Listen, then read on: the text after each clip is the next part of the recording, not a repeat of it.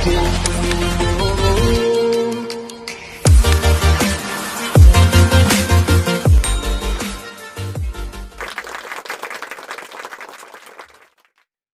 kalau kita tidak dapat berkontribusi dengan maksimal, pasti kita akan selalu dihinggapi kekhawatiran. Karena kalau perusahaan bermasalah, kita yang paling duluan dipecat. Itu sudah pasti. Karena kan perusahaan juga merasa ada maupun tiada kita nggak ada masalah. Karena kita bukan orang kunci di dalam perusahaan tersebut. Oleh karena itu, kalau kita ingin menjadi orang kunci di sebuah perusahaan, kita harus memberikan dampak yang luar biasa, gitu, kontribusi yang luar biasa dalam pekerjaan kita. Dan biasanya kita dapat memberikan dampak atau kontribusi itu karena potensi kita, karena kita akan mengerahkan gitu seluruh kemampuan kita, gitu. Bagaimana kita dapat memberikan dampak atau kontribusi yang luar biasa ya kalau kita bekerjanya aja setengah-setengah gitu.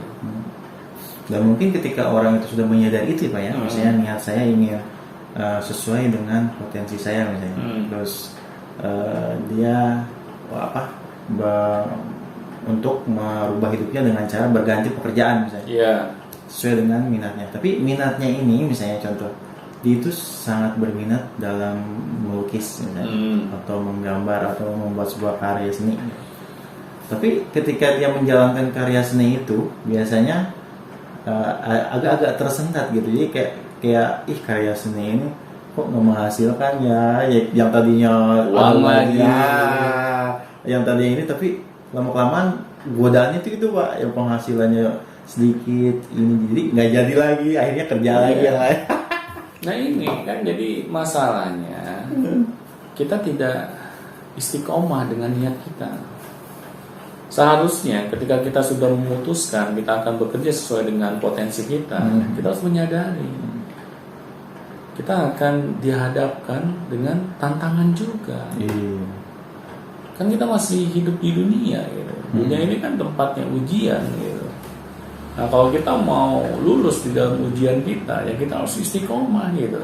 Kita harus menyadari sesuatu yang kita ikhtiarkan, yang kita usahakan, itu tidak harus langsung berkorelasi dengan hasil yang kita harapkan.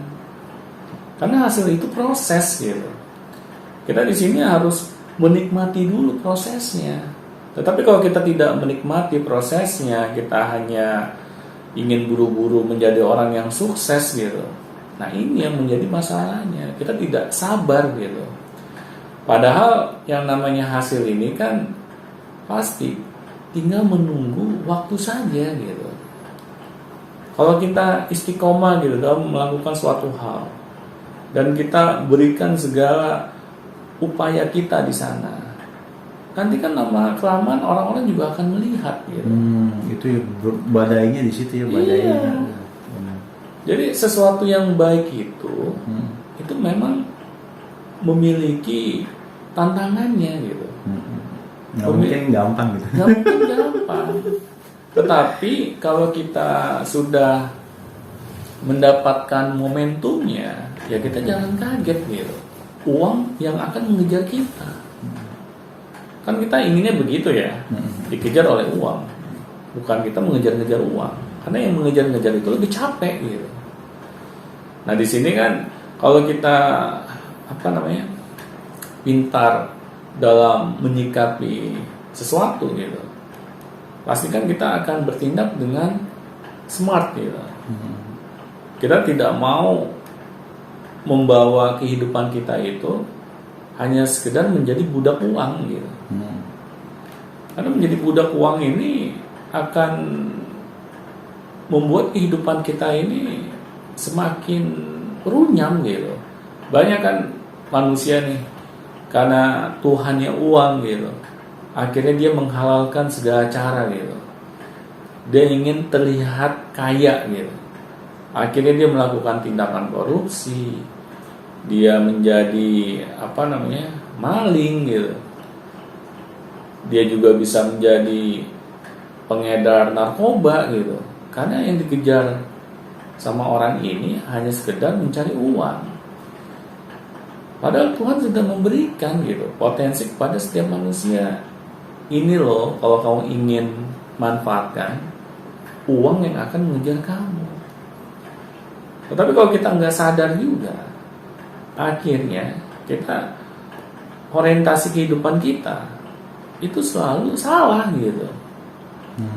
Nah di sini memang hidup di dunia ini pasti kita akan dihinggapi oleh godaan gitu.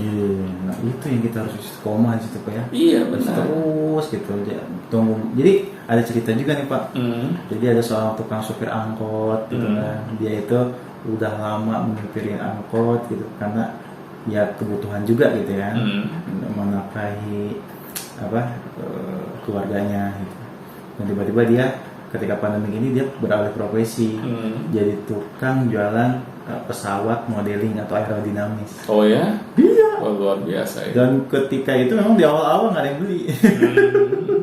Tapi lama-kelamaan ketika semakin pesanannya dipasarkan di ini dan akhirnya sekarang pendapatannya itu lebih berkali-kali lipat daripada suka supir angkot.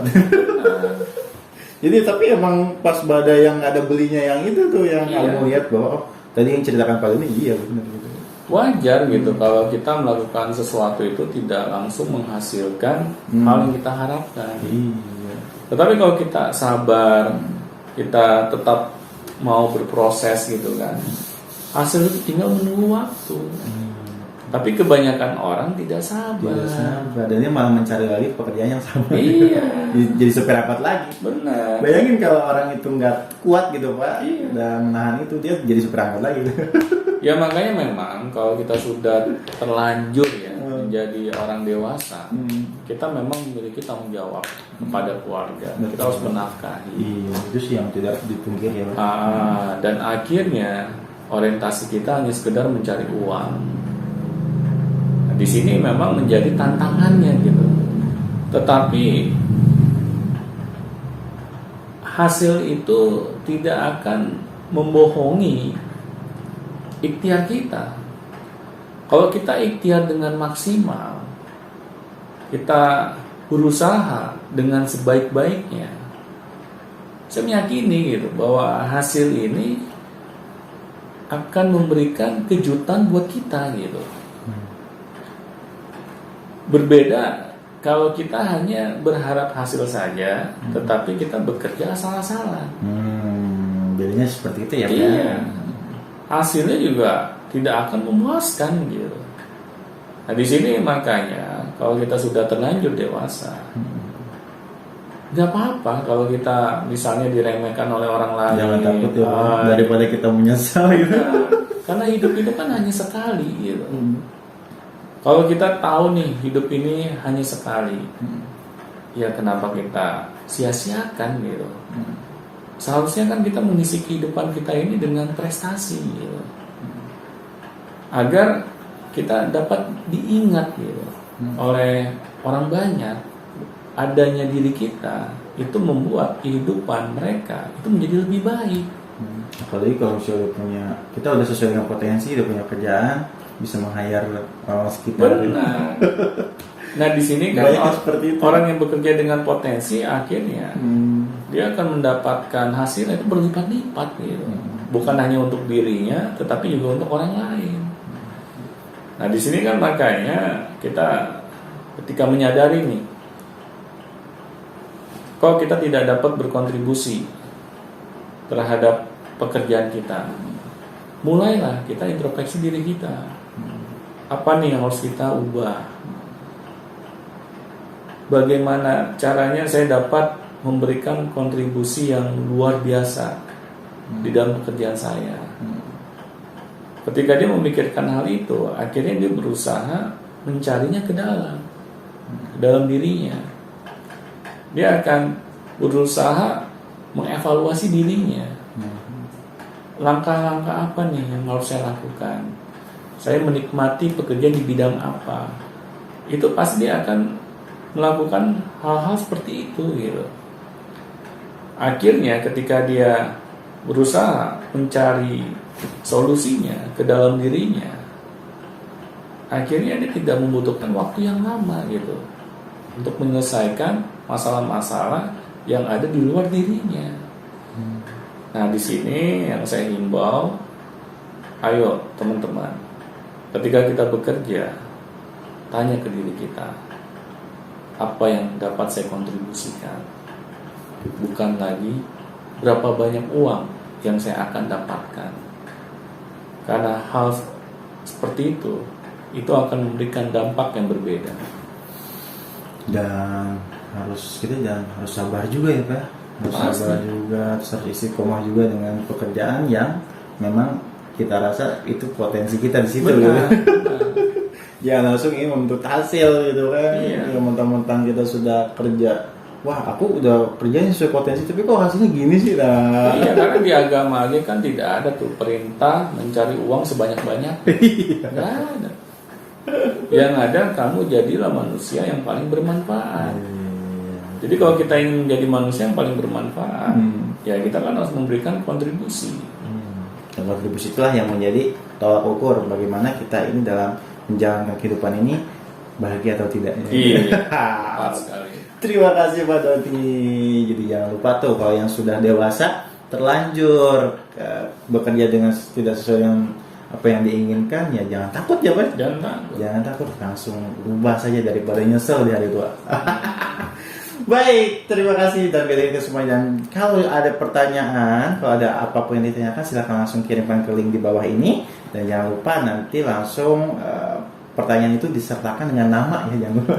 Dan nama, dan tolong pertanyaannya itu bisa diperjelas atau bisa lebih dimaksimalkan detailnya seperti apa agar kami menjawabnya pun tepat pada yang diinginkan atau tepat pada sasaran atau misalnya sesuai dengan yang Anda inginkan seperti itu. Dan sampai jumpa di video selanjutnya. Sampai jumpa teman-teman.